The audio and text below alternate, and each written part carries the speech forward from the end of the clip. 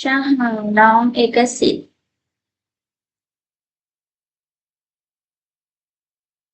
你好，老师。ช่างหางชื่อค่ะหมูแบบไหนเนาะ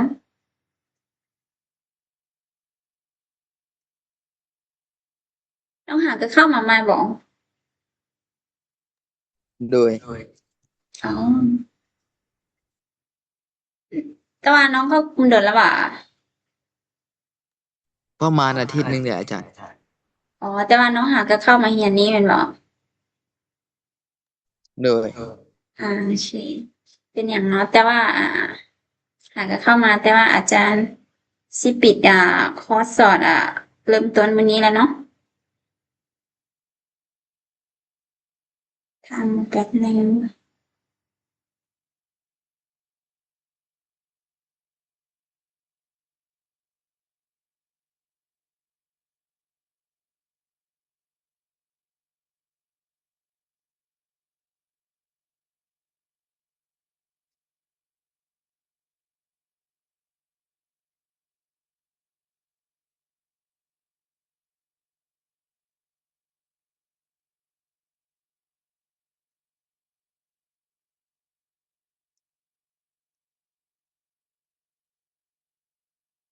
Luego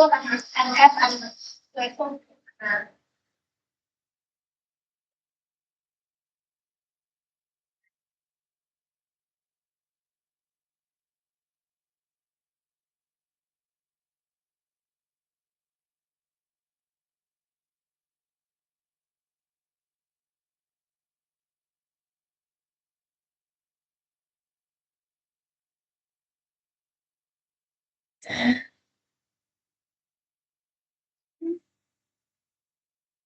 น้องคนอื่น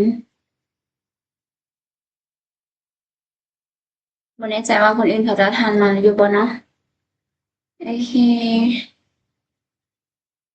น้องคนที่ใส่ชื่อ interesting น้องชื่อหยัง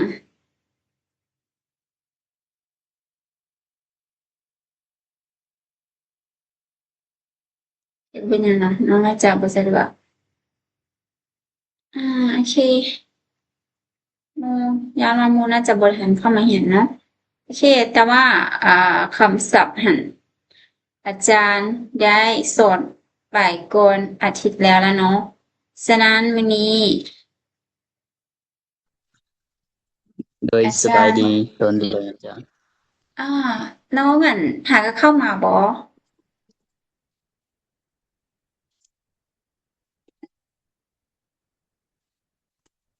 晚上好น้องซีรี老师晚上好ชื่อโอเคเฮามาเริ่มเข้าบทสนทนาเฮาเลยเนาะโอเคบทสนทนาจะมีอยู่2บทเนาะแต่ว่า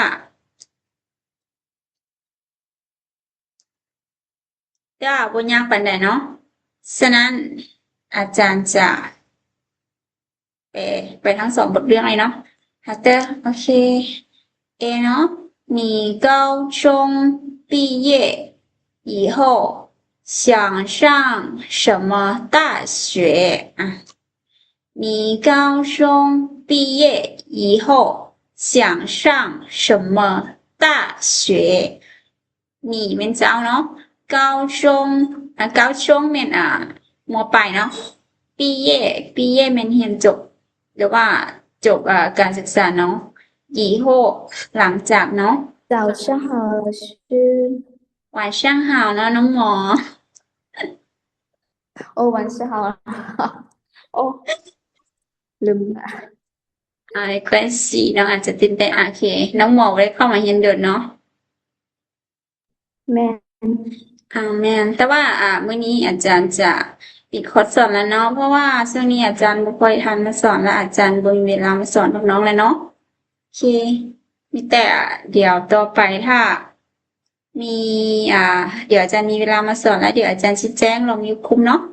ฮัตเตอร์โอเคว่าเบิ่งต่อเสียงแม่นอย่างเนาะช่างตัวนี้จะหมายถึงแบบว่าขึ้นหรือว่าถึงเนาะได้และอยู่ใน ความหมายตัวนี้จะหมายถึงเรียนเนาะช่างเรียน什么เป็นอย่างเนาะ大学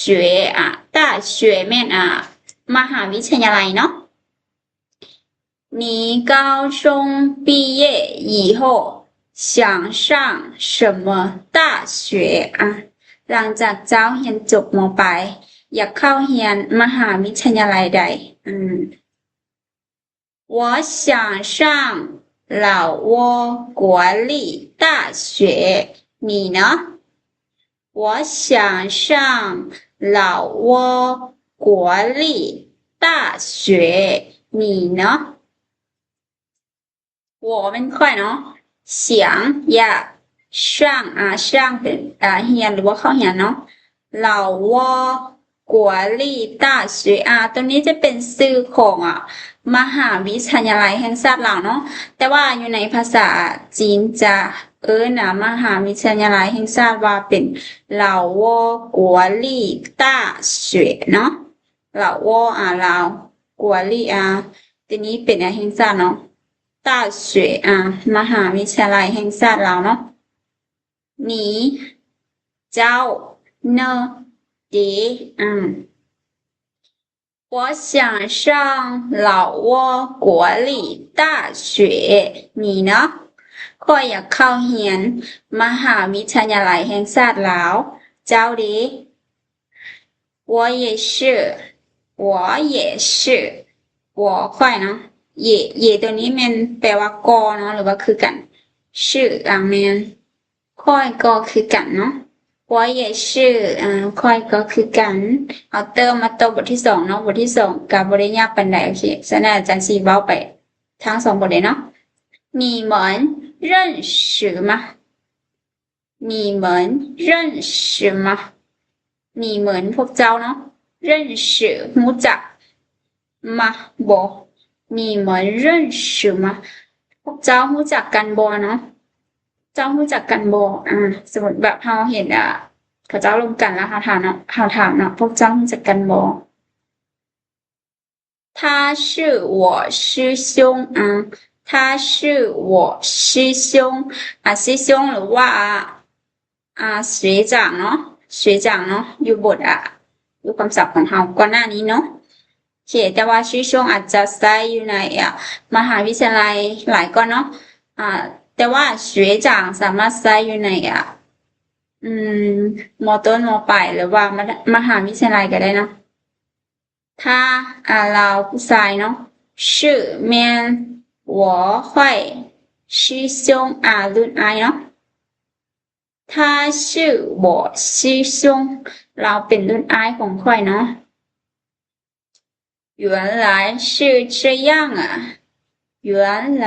是这样原来ที่แท้หรือว่าแท้จริงเนาะที่แท้ชื่อแม่เนาะ这样แบบนี้น้ำเสียงลงท้ายเนาะ原来是这样ที่แท้เป็นแบบนี้นี่เองโอเคฟังทันบ่โดยทาง แต่อันนี้น้องคนใดอยากลองมาสนทนาบ่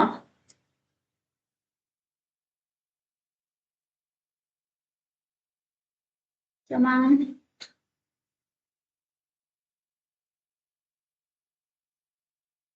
有没有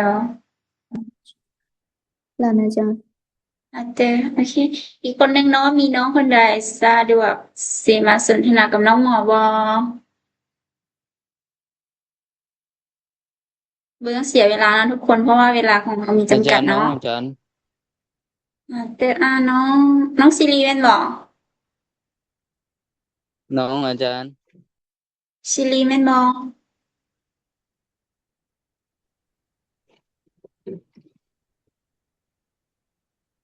โดยค่ะแต่โอเคน้องหมอเป็นเอแล้วน้องซีรีเป็นดีเนาะแม่นอาจารย์ ต่อจากบทที่หนึ่งแล้วก็มาต่อบทที่สองจนจบเลยเนาะ好的开始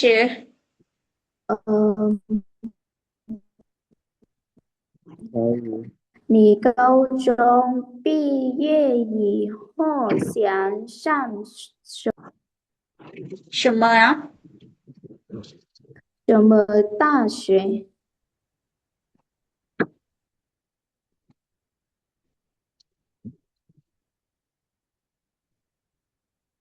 อันน้องซีดีว่าแล้วบ่อาจารย์บ่我ได้ยิน选上老挝国立大学，你呢？我也是อ่ะต่อตัวนี้นะน้องหมอ你们认识你们吗认识吗？好，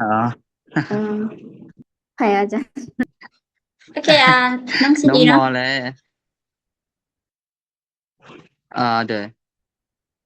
他是我师兄。对师兄原来เนาะ原来是原来是这原来这样是这样好的ไปฉันหาเนาะน้องหมอกับน้องซีรีแต่โอเคเฮามาเบิ่งในคำศัพท์เกี่ยวกับวิชาเนาะ科目วิชาเนาะ学科สาขาวิชา数学วิชาคณิตศาสตร์เนาะ计算机คอมพิวเตอร์体育学พละศึกษาเนาะ物理学ฟิสิกส์化学เคมี生物学ชีววิทยา汉语ภาษาจีน英语ภาษาอังกฤษเนาะ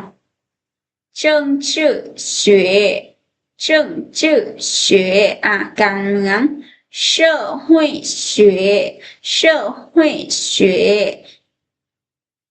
วิทยาศาสตร์สังคมเนาะ历史学ประวัติศาสตร์地理学ภูมิศาสตร์地理学美术学ศิลปะเนาะวิชาศิลปะ音乐学วิชาดนตรี科目วิชา学科สาขาวิชา数学วิชาคณิตศาสตร์计算机คอมพิวเตอร์体育学พละศึกษา物理学ฟิสิกส์化学เคมี生物学ชีววิทยา汉语ภาษาจีน英语ภาษาอังกฤษ政治学การเมือง社会学วิทยาศาสตร์สังคม历史学ประวัติศาสตร์地理学ภูมิศาสตร์美术学ศิลปะ音乐学ดนตรี好的ฟังทันบ่ฟังทันบ่โดยทัน好的โอเคน้องหมอยลองอ่านบ่ว่าจังได๋ก็ให้อาจารย์อ่านอีกบ่อาจารย์อ่านก็ได้อาจารย์好的开始เนาะที่เหมือนยาพอ科目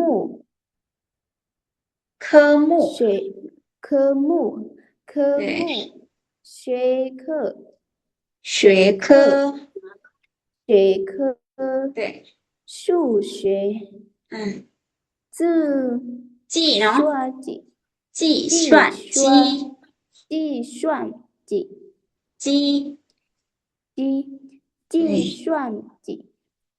体育学物理学化学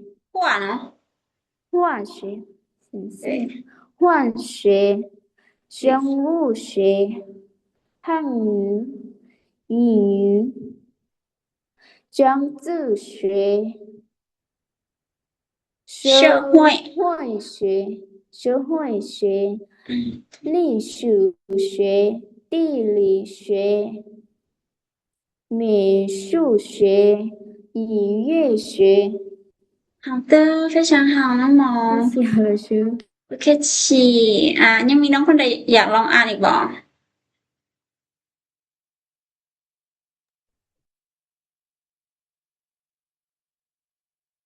没有了吗？没有了，没关系。好的。还有我开始。谢谢呢。可以科目学科数学计算机体育学物理学化学生物学汉语英语政治学社会学理数学历史学地理เนาะ理学美术学音乐学好的非常好น้องชิลีเก่งมากเนาะโอเคมีน้องคนใดอยากลองอ่านอีกบ่有没有这紧时间เนาะแข่งกับเวลาเนาะทุกคน好的เอามาเบิ่งบทสนทนาเลยเนาะ下一节课是体育课你带运动服了吗下一节课是体育课你带运动服了吗下เนาะ下面ต่อไปเนาะ一节一节ตัวนี้เป็นคาบเรียนนึงเนาะ课一节课คาบเรียนนึง是มัน体育课คาบเรียนพละเนาะนี้เจ้าใต้ตัวนี้เอาหรือว่านำนำหรือว่าเอาก็ได้เนาะ运动服运动服มันชุดกีฬาเนาะแล้วมาบ่下一节课是体育课你带运动服了吗คาบเรียนต่อไปเนาะแม่นวิชาพละเจ้าเอาชุดกีฬามาแล้วบ่我带了你呢我带了你呢ค่อยเอามาแล้ว我ค่อยเนาะใต้ตัวนี้หมายถึงแปลว่านำหรือว่าเอาเนาะแล้วนี้เจ้าเนดี我带了你呢ค่อยเอามาแล้วเจ้าดี我也带了我也带了我ค่อยเนาะ也ก็หรือว่าคือกันเนาะใต้นำหรือว่าเอาแล้ว我也带了ค่อยก็เอามาแล้วคือกัน那我们去换运动服吧那我们去换运动服吧那คันสั้นเนาะหรือว่าสั้น我们พวกเรา去ไป换มันเปลี่ยนเนาะ运动服ชุดกีฬาปะบ่หรือว่าถอดเนาะ那我们去换运动服吧คันสั้นพวกเราไปเปลี่ยนชุดกีฬากันเถอะ好ได้เลย好好ตัวนี้แปลว่าได้เนาะหรือว่าโดยเนาะ好ได้เลย好的ฟังทันบ่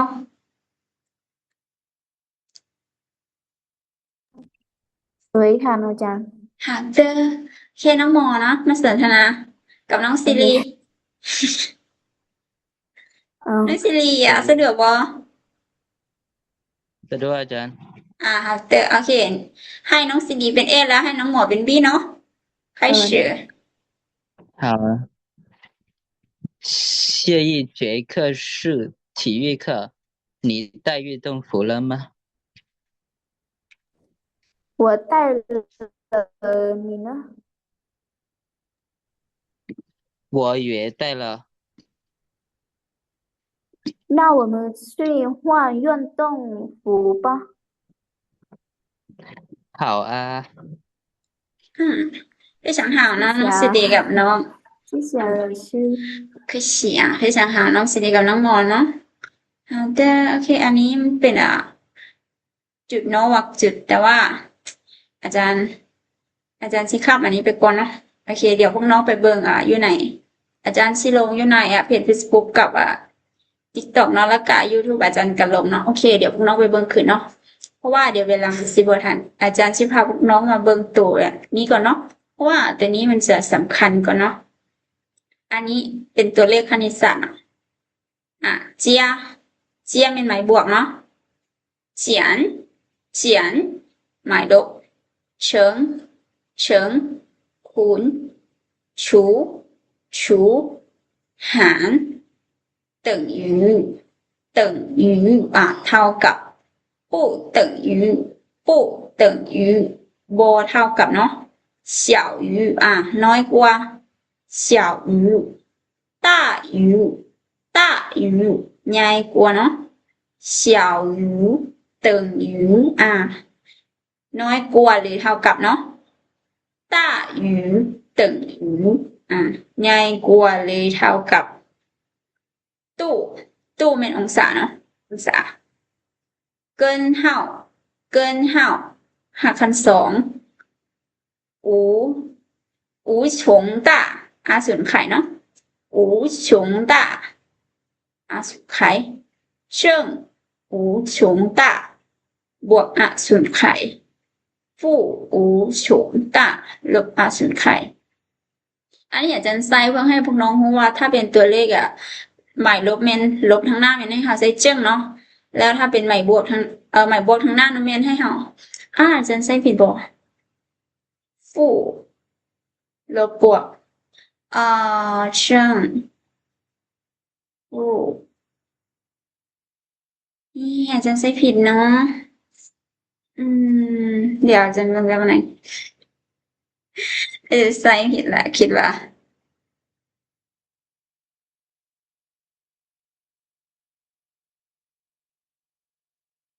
เชิง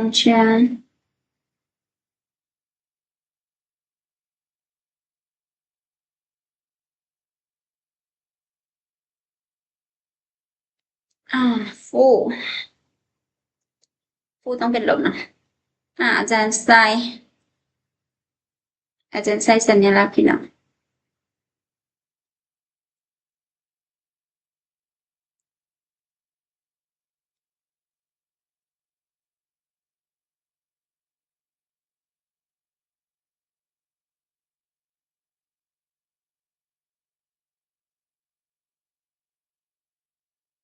好的，这样也可以呢。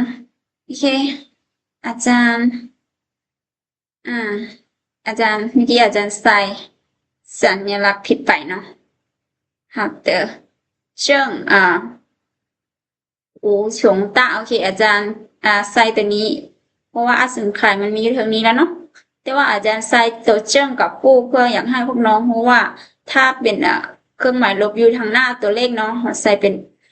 ฟู่เนาะแล้วถ้าเป็นหมายบวกใส่เป็นเจิ้งเนาะเจิ้งจะเป็นผลบวกเนาะแล้วก็ฟู่อันนี้เนาะฟู่ผลลบเนาะแล้วก็เจิ้งผลบวกโอเคจีตัวนี้เนาะเจิ้ง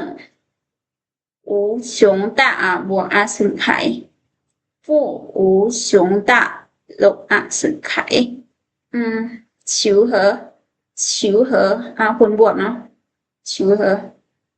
百分之แม่นเปอร์เซ็นต์เนาะแล้วก็分之แม่นส่วนเนาะ好的เดี๋ยวอาจารย์สิมาดูอีก遍นะ加บวกเนาะเฉียนลบเฉิง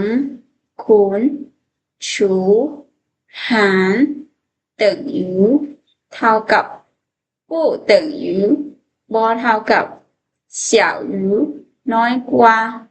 大于ใหญ่กว่า小于等于น้อยกว่าหรือเท่ากับ大于等于ใหญ่กว่าหรือเท่ากับตู้องศาเกินเท่ากันสองเนาะ